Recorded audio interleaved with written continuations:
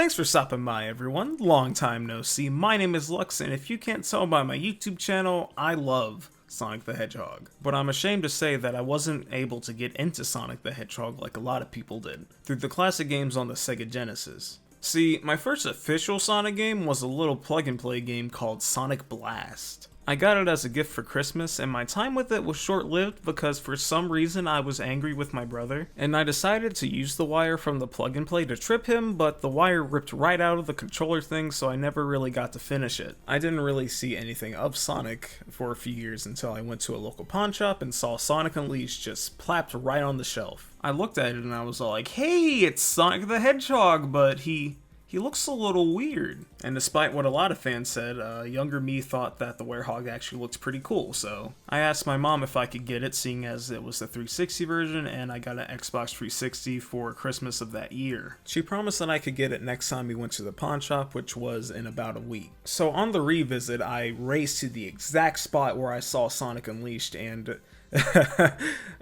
Sonic 06 was there instead. You see, I didn't know that Sonic 06 was universally hated at the time, and I was a dumb kid, so I was all like, oh well, Sonic is Sonic, and got it. I actually enjoyed my time with the game, and despite what many would believe, it actually made me a Sonic fan, funny enough. You guys might be asking yourselves right now, Lux, why the f are you rambling about Sonic games you looked at as a kid? We didn't need a history lesson. We clicked on this video for Sonic origin slander. And my answer to that is I never really got to play the classic games as a kid, like I said. I grew up with the 3D titles on the Xbox, and I only ever really got to recently play Sonics 1 and 2 via the 3DS ports. I also played through Mania when I first got my Switch back in 2017 because it was Sonic, it was cheap, and it was one of the only games that looked interesting to me at the time. So earlier this year when I learned that Sega put a patent out for a brand new classic Sonic collection dubbed Sonic Origins, I was excited, mainly because I could finally play the games I missed out on, and some of the people that worked on Mania were working on it using Christian Whitehead's retro engine. Seeing how much I adored Mania, I figured the game would be in good hands. Which leads us to this video.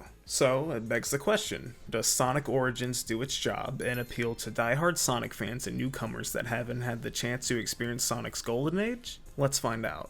As I stated before, all of the games were made using Christian Whitehead's retro engine. In the case of Sonics 1, 2, and CD, they're basically ports that were taken from the mobile versions of the Christian Whitehead remakes. So really all they had to do was port Sonic 3 and Knuckles, so theoretically this compilation should have been fairly easy to make, right? Well, more on that later. We can start off by saying Sonic Origins features animated cutscenes that play at the beginning and end of each respective game. All of them are wonderfully animated. They also contain a lot of vibrant colors and wonderful set pieces that really reflect the games that you're playing. Not to mention, these cutscenes add a lot more personality to these characters. You know, other than them doing their I'm waiting idle animations. I really like that Origins goes the extra mile just for presentation. But some things don't really make sense in the context of the games, like why is Amy doing tarot card readings at the site of the chained down Little Planet? I understand that she has to be there to meet Sonic, but you could have made her do a reading to go to Little Planet, because I'm pretty sure Robotnik would have seen her and dealt with it, if you catch my drift. It's really just a minor nitpick though, these animations are great. I have mentioned that I've played Sonics 1 and 2 on the 3DS, and as that supported the original Genesis versions with added 3D functionality, Origins did a great job replicating the good and bad aspects of these games. So let's get into that. There's now a widescreen mode that can be used when you pick Anniversary mode. And as someone who hates old side-scrollers, this is a welcome addition because Sonic moves so fast he'll run into things if you get too comfortable. I can't tell you how many times I ran into an enemy off-screen my first time playing with the 4:3 aspect ratio. There's an option called Classic Mode that restores the 4:3 aspect ratio. I mean, you can pick that if you hate yourself. Speaking of Classic Mode, there really isn't much to write home about with that. You have a limited number of lives, and they just crop off the sides of the screen to give it a lazy 4:3 aspect ratio.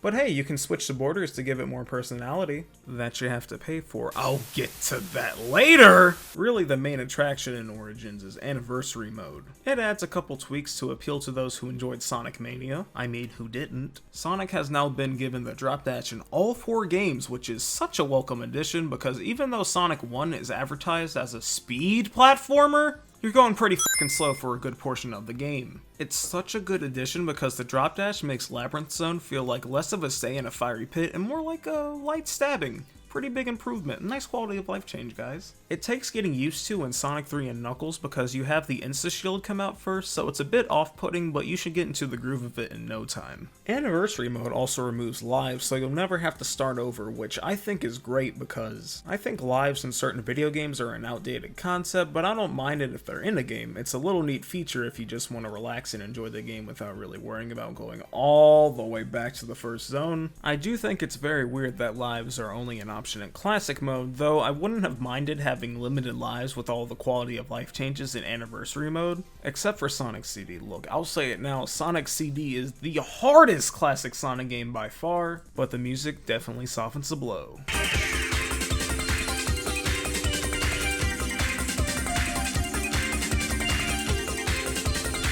In Anniversary Mode, instead of lives, you can get these collectibles called coins, which give you the ability to purchase music tracks consisting of music for the Genesis era and a lot of remixes that have been done over the years. Artwork which shows a lot of neat concepts and sketches from the developmental stages of the Genesis era. I have a soft spot for Sonic's design in CD. And the animations showcased in the cutscenes of Sonic Origins. Alongside the YouTube series Sonic Mania Adventures? I mean, I enjoy the animations, they're very cute and charming, but they're also available to watch on YouTube, so why are they in this compilation? It's a bit weird, but anyway. There's also a mission mode that consists of a bunch of challenges. It can be as simple as avoiding enemies and reaching the goal within the time limit, or speedrunning a boss in an ungodly amount of time. It can be character specific as you can play as Sonic, Tails, and Knuckles in this compilation, with the exception of Knuckles not being playable in CD, which on a side note, why? These games were remade from the ground up, surely Knuckles could have been added. I guess that's what mods are for. Anyway, these missions aren't exactly the hardest things in the world. I 100% in Origins and completed all of the missions with an S rank. You only need to get an S rank on 10 missions in each respective game to get the achievement, so it really shouldn't be too much of a hassle to complete if you want to challenge yourself. I had some fun with them. There are also 2 extra extreme missions you can do, which are the toughest of the bunch. These extreme missions aren't available unless you purchase the DLC. I guess it's time for me to talk about the DLC. So, like I said, you can get the 2 missions by purchasing the DLC, but it doesn't stop there. This includes the letterbox backgrounds for Classic Mode, character animations for the menu and the music player, and extra remastered music tracks. I personally think this is a trend that needs to die in games because we're paying extra to get stuff that should have been in the game in the first place. Especially when stuff like the music featured in this can easily be found on the internet. This isn't Sonic Mega Collection. The internet is something almost everyone has access to now, so these compilation perks feel meaningless now, because I can just do this.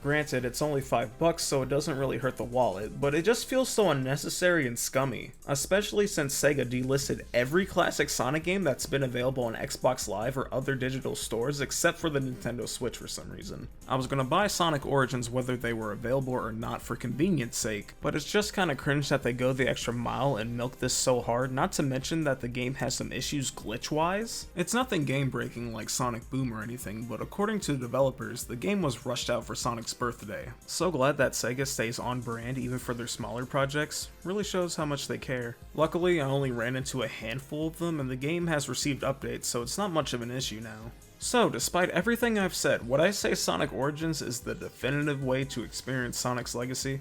I'd say yes. Despite the issues I mentioned, these are games people know and love, and it was a blast to go through them all, especially with the enhancements. Heck, Sonic 3 and Knuckles became one of my top 3 Sonic games. I can understand why some people might be turned off by some of Origin's quirks, but I think this compilation has something for classic Sonic fans old and new. I replayed all of the games in this compilation multiple times, even though I've 100%ed Origins. So I feel like that the game does what it sets out to do, and if you're still not sure, wait for a price drop. I think you'll find something to like here. With that, I think I'm gonna end off this video. I really appreciate everyone for watching. Be sure to like, subscribe, all that good stuff. Until next time, disappear!